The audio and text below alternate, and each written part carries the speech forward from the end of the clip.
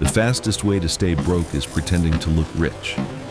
Fake luxury is an intellectual tax paid by people who need to be seen and collected by people who already own everything. Every logo, upgrade, and financed status symbol quietly removes money from the one person who should be receiving it: your future self. When your net worth is still close to zero, buying the appearance of wealth is not harmless. It is financial self-sabotage performed in public. You are taking the capital that could have purchased freedom, ownership, and time, and turning it into a costume. The wealthy sell status.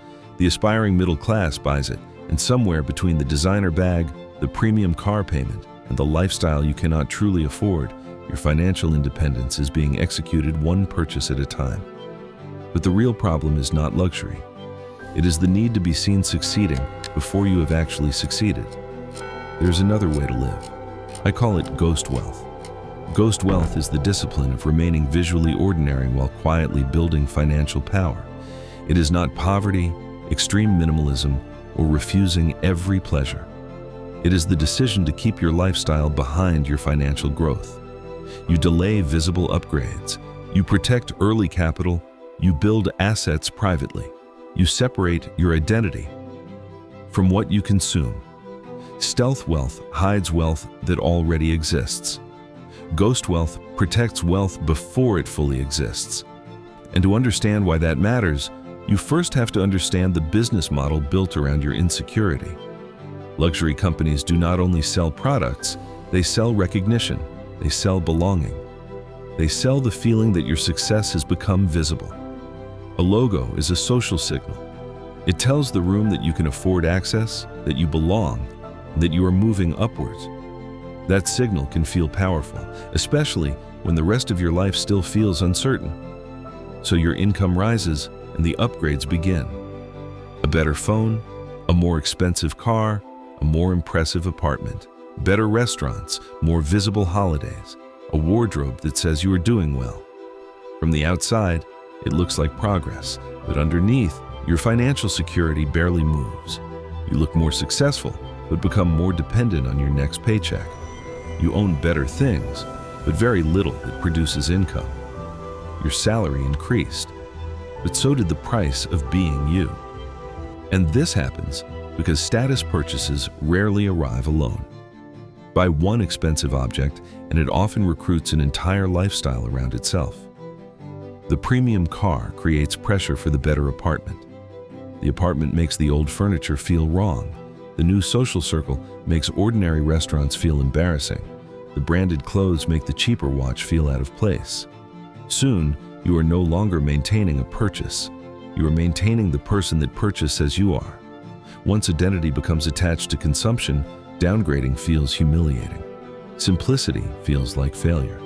Saying no to an expensive plan feels like admitting weakness. The lifestyle becomes a costume, and every month you pay rent to keep wearing it. This is how people become trapped by a life that photographs well but feels financially fragile. They cannot reduce their spending because their self-image depends on it. They cannot leave the job they hate because the lifestyle needs the salary. They cannot take a risk because one missed month would expose the entire structure. The greatest cost is not the payment. It is what that money never gets the chance to become. Before money becomes wealth, it is fragile. Your first meaningful pool of savings is not ordinary spending money. It is seed capital. Seed capital can become an emergency fund, investment capital, a business, a professional qualification, a property deposit, or a move toward a better opportunity. It can buy you time between jobs. It can help you reject a bad employer, leave a harmful situation, or survive a difficult year without panic. Most importantly, it can begin producing more capital. But the early stage is difficult. When you have little invested, compound growth contributes almost nothing. Most of the progress comes directly from your discipline. Every amount saved matters.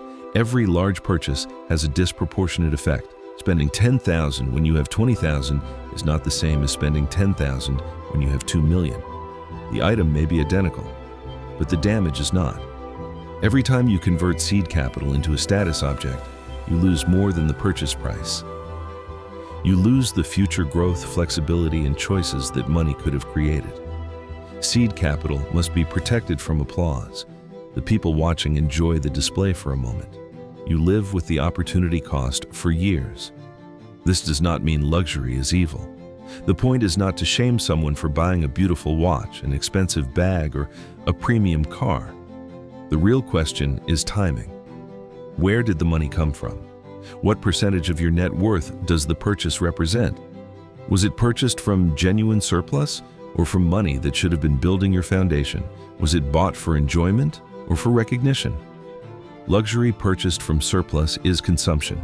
Luxury purchased from fragile capital is self-sabotage. Two people can buy the same car. One pays using a small fraction of established wealth.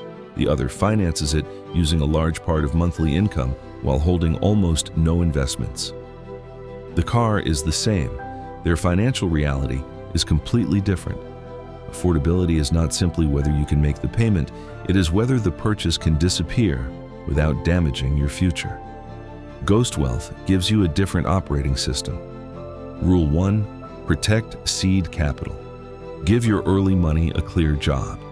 Some is for emergencies, some is for investing, some is for education, ownership, or future opportunity. Do not take money meant to create freedom and reassign it to image management. Your first capital has a job. Do not fire it for entertainment. Rule 2: buy quality without advertising it. There is nothing wrong with paying more for durability, comfort, craftsmanship, or usefulness. But quality and recognition are not the same thing.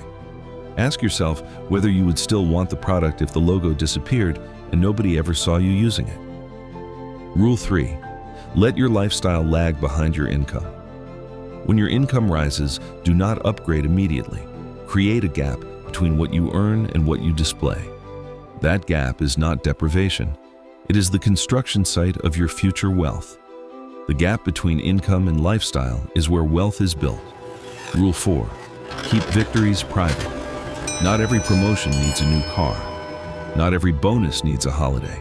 Not every investment gain needs to become a visible upgrade.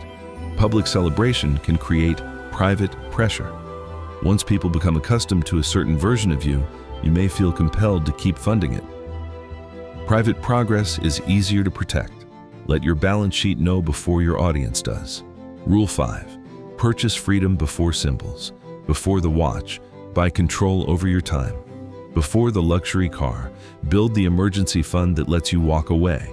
Before the impressive apartment, create investments that reduce your dependence on salary. Strengthen what nobody can see. Cash reserves, reduce debt, skills, ownership, assets, options. Buy your time before you buy the watch. Ghost wealth requires more than changing what you buy. It requires changing who you are trying to impress. The visible spender asks, what will people think? Does this make me look successful? Am I keeping up? The ghost builder asks, does this increase my control? Does it protect my future? Does it create ownership? Would I still want it if nobody knew I had it? The moment you stop needing strangers to witness your progress, your money becomes available for your future. You're allowed to look ordinary while building an extraordinary level of freedom. Drive the older car, wear the unbranded shirt, decline the expensive invitation, live below the level people expect from you. None of that makes you unsuccessful. It may be the first evidence that you have stopped confusing attention with achievement. The world will always offer you a faster way to look successful than to become successful. It will sell you the watch before you own your time, the car before you own an asset, the lifestyle before you own your freedom.